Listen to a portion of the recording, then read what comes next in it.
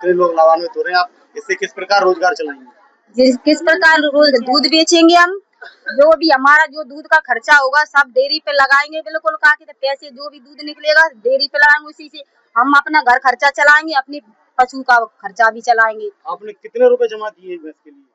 हमने किए हैं 12,550 रुपए। हाँ, टोटल कितनी सब्सिडी मिलेगी आपको?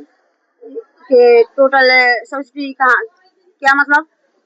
12,000 रुपए जमा किए आपने? हाँ, 12,000। कितने लोगों को लाभ मिल रहा है इसमें? अभी मतलब हमारे 48 लोग हैं, उसमें सभी को 48 लोग हुए ना, उनके लिए सबके लिए ये लाभ है। हमारे यहाँ जो भी सभी बहनें समूह चला रही है ना, उनके सबके लिए है। आज आपको दी जा रही है। हाँ, क्या वो भैंस 1,20,000 रुपए की हो सकती है? आप लोगों ने देखा कि भैंस आपकी 1,20,000 की है कि नहीं है? हाँ, हो सकती है। आपने कहाँ से खरीदी है भैंस? हमने तो पैसे जमा करिए। जो भी भैंस आई है मतलब वो हमारे समूह की तरफ से आई है। समूह, आपका समूह की तरफ कैसे आई? किसी ने आपको दी होगी ना? समूह ने, हमारे जो सर है, हमारे मेन जो अधिकारी है, जो सब लोगों को समूह चला रहे हैं, उन्होंने समूह बनाया है। हमारे उन्होंने हमारी सहायता की है। हमारे उपाध्याय राजेश सर है, हमारे राहुल शर्मा जी है, ये सभी हमारे इन सब लोगों की स्वयं सहायता से हम लोगों को आज ये लाभ मिल रहा है। ये भैंसें कितनी भैंसें आई हैं और कहाँ से आई? 22 किसको देनी है ये भैंसें? जी देनी है आदिवासी। मतलब ये जो समूह वालों ने ली होंगी, तो आज ही वितरण कार्यक्रम होना है।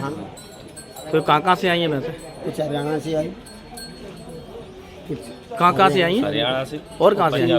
ईबी तो ये किसके माध्यम से यहाँ भैंसें? सैजन सिंह ठेकेदार हैं वो? हम तो नौकर। तो ठेकेदारी में जो पूरी भैंसें आई हैं, मतलब ये हितग्राहियों को देना है बस? हितग्राहियों को देना। हमारी जो योजना है इसमें हम मार्च महीने में 50 हितग्राहियों को दे रहे हैं जानवर। ये जो दुधारू भैंसें हैं पहले चरण में, अभी हम 20 हितग्राहियों को ये दे रहे हैं।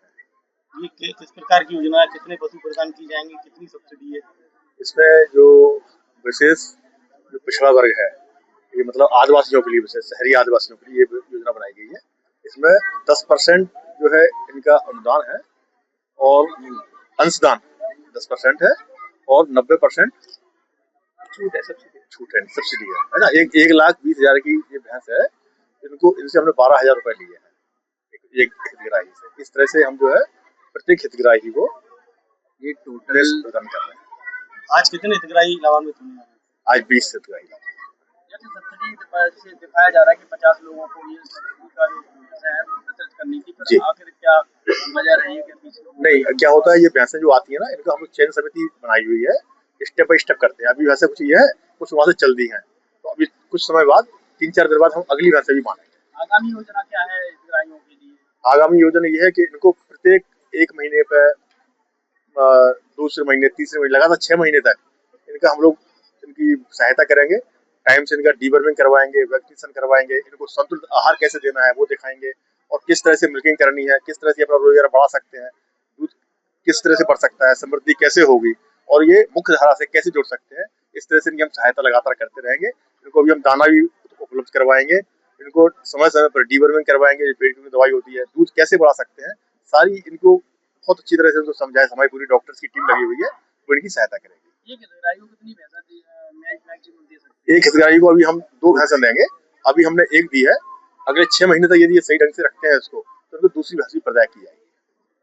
मुख्यमंत्री दुधारू पशु प्रदाय योजना है, और इस योजना के तहत सरकार का ये मुख्य उद्देश्य है कि किसान भाई पशुपालन को भी बढ़ावा दे। और पशुपालन से एक लाभ नहीं है, कई प्रकार के लाभ है। एक तो जब घर में दूध होगा, दूध दही होगा, तो लोग दुरुस्त रहेंगे, बच्चे भी स्वस्थ रहेंगे, और इस प्रकार से रोजमर्रा के खर्चे के चलाने के लिए दूध की भी बिक्री रोज घर में होगी, तो निश्चित रूप से एक आमदनी का एक अलग प्रकार से जरिया रहेगा, और किसान की फसल सुरक्षित रहे, छोटे खर्चे इससे चलेंगे, और घर में जो गोबर होगा उससे हमारी मिट्टी भी उर्वरक, मिट्टी भी उपजाऊ बनी रहेगी। तो इस प्रकार से सरकार का मुख्य लक्ष्य है कि किसानों की आय बढ़ना चाहिए, और किसानों की आय तभी बढ़ सकती है जब किसान पशुपालन को बढ़ावा देंगे, तो निश्चित रूप से हमारे पास डबल इनकम होगी, तो डबल इनकम होगी, कहीं न कहीं हमारे घर गृहस्थी के काम आएगी। जी, सवाल ये लाच लिधौरा पुल 5 साल से बन रहा, अभी तक कंप्लीट नहीं हो पाया है। देखिए, एक चीज और मैं कहना चाहूंगा, भारतीय जनता पार्टी की सरकार विकास के मामले में पर्याय बनी हुई है। चाहे देश की सरकार की बात करें चाहे प्रदेश की, इतने काम स्वीकृत कर दिए हैं। निश्चित रूप से एजेंसियां जो काम कर रही हैं वो एक जगह नहीं 4 जगह ठेका ले लेती हैं। तो 4 जगह ठेके लेती हैं वो एजेंसियां, थोड़ा डिले भी करती हैं। हम सतत मॉनिटरिंग उस पुल की कर रहे हैं और मेरा प्रयास रहेगा कि उस पुल का जल्द से जल्द पूरा काम हो। मेरे भी संबंधित अधिकारियों से बात हुई है 5 दिन पहले और निश्चित रूप से वो आगे होने की दृष्टि से बहुत महत्वपूर्ण पुल है।